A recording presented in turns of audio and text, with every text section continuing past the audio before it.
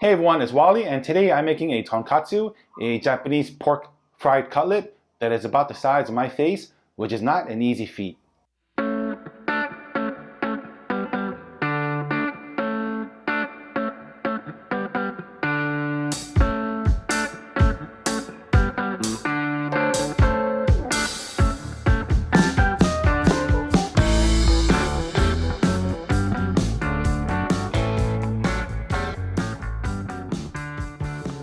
Okay, so the ingredients, not that difficult. I have 2 pieces of pork shoulder. Each piece weighs about 370 grams. And then I have here just a small head of a cabbage, which is a traditional side that goes with tonkatsu. And then I have here potato starch, 2 eggs, and just some panko breadcrumbs. So this recipe is based on a tonkatsu that I had when I traveled to Wakayama City, Japan. In Wakayama, there is a very popular ramen restaurant, and my wife loves ramen. So we went to Wakayama City in search of this ramen restaurant, and we went there on a Thursday. And it turns out that it closed only on Thursdays. So we were really hungry, and we walked around, and we found a restaurant called Sarashina Honten. It's a very small, little, cozy, family-run restaurant. There are aunties inside, uncles, and there's probably like a grandpa or grandma like preparing some dish or something. So while I was going to the menu, I found a tonkatsu dish for about 900 yen. And as you can see from the picture, it doesn't look too big. But when it got to my table, the tonkatsu was like this big. I mean, just take a look at the picture. It looks like the map of Russia. And it's just as wide as a tray. And it came with rice and miso soup and some pickled vegetables. I've had plenty of tonkatsu in Japan, but they were always about the size of my palm. But I've never had it as big as what I've seen in Sarashina Honten. So this recipe is totally inspired from what I had over there. So the first thing that I'm going to do is shred my cabbage and then wash it. And a little bit of cabbage goes a long way. I'm just going to cut out the core.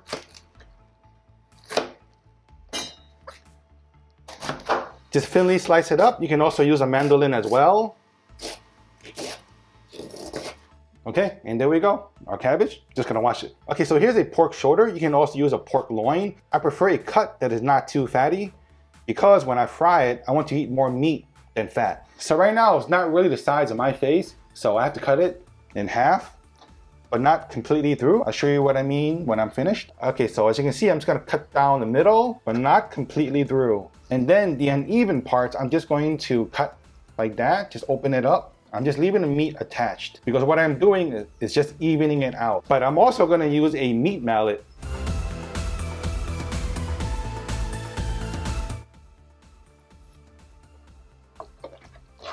We'll do it on both sides. And there you go. It's about the size of my face, right? All right, we're done.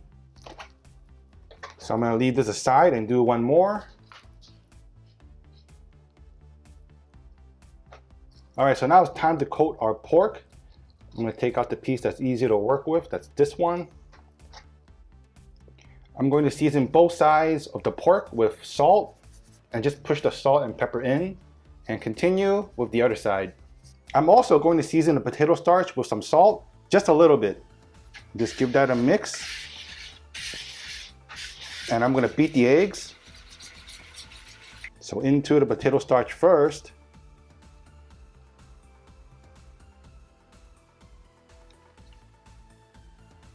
And shake off the excess potato starch. And then into the eggs.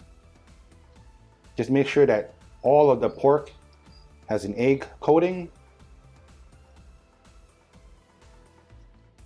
Take out the excess egg and into the panko.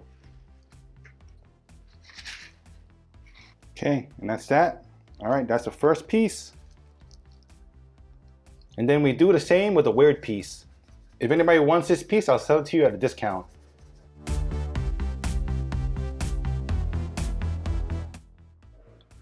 All right, so that's basically it. I have my tonkatsu here ready to be fried and my cabbage here ready to accompany my tonkatsu. And right there is a pot of oil that I'm heating up to 300 degrees Fahrenheit because panko breadcrumb has a tendency to really turn brown too quick, too fast. So it's gonna be a slow fry, but I'm frying it twice. The second time is going to be at a temperature of about 325 degrees Fahrenheit. Because you know, as I always say, you fry it twice, you make it so nice. I'm still gonna trademark that someday and put it on a t-shirt, just watch.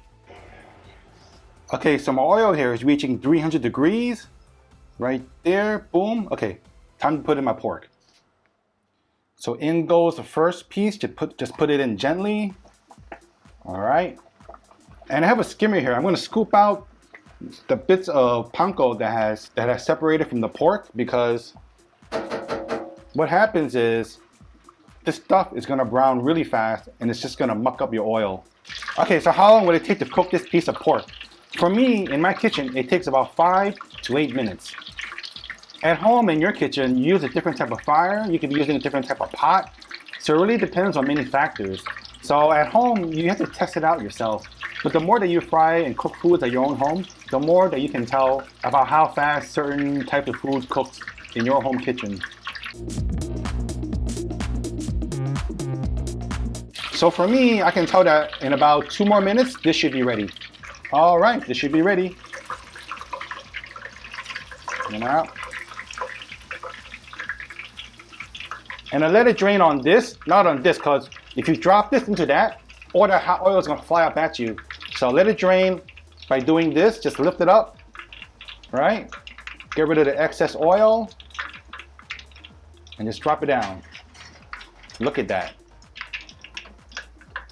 A beautiful piece of tonkatsu. Check that out. Gorgeous, right? All right.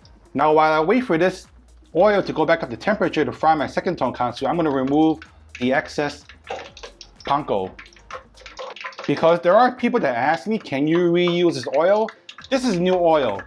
And the answer is yes, you can reuse it. Just make sure you clean the oil by taking out the bits of breadcrumbs so that your oil doesn't brown too much.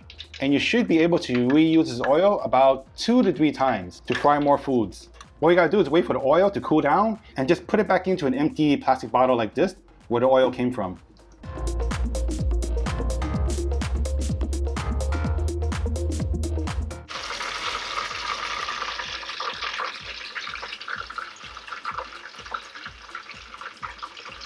I'm going to jack my heat up just a little bit.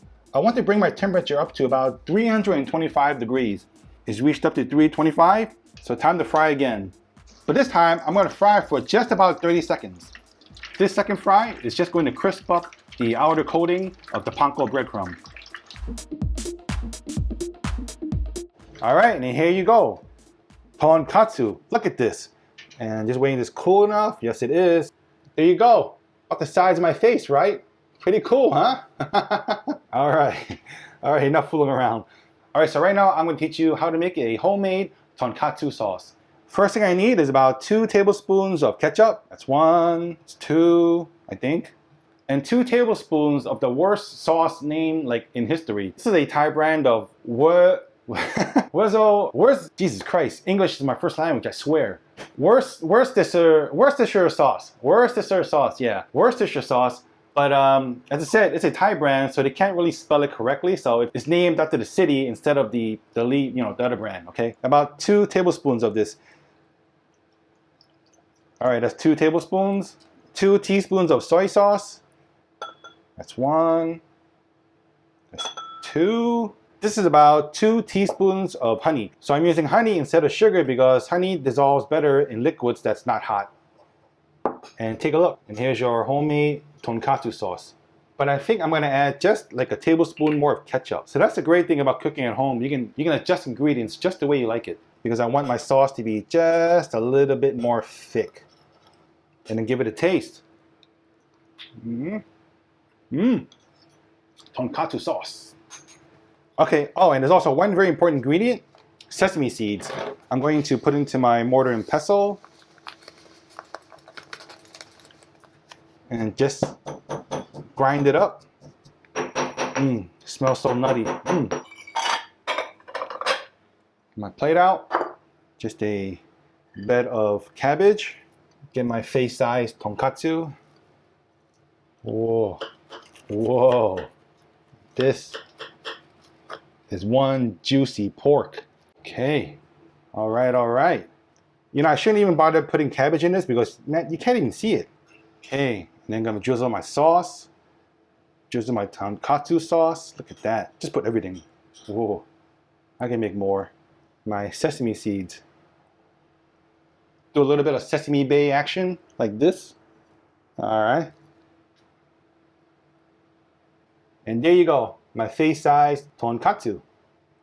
Okay, so now time to taste. All right, take this piece. Itadakimasu.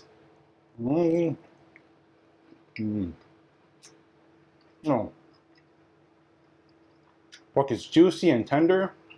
And I don't know if you can hear the crunchiness, but it is really, really crunchy.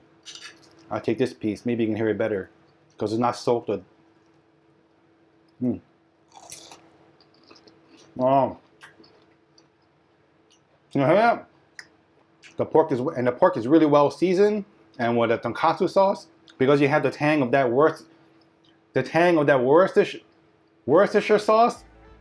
Damn it! And the ketchup, as well as the soy sauce, it just really heightens the flavor of the pork, and it makes a really nice little dressing for the cabbage as well too. Folks, do make a tonkatsu the size of your face. You will really thank yourself. Now this goes really well with a bowl of rice, but if you have sliced bread at home, make a sandwich. Okay everyone, sorry I'm still eating. This is one of the reasons why I don't really like to talk and taste about my food, because I have to talk, you know, and not like shoot food out at my camera. Okay everyone, so thank you very much for joining me again. I hope to see you all again next time. Take care and goodbye.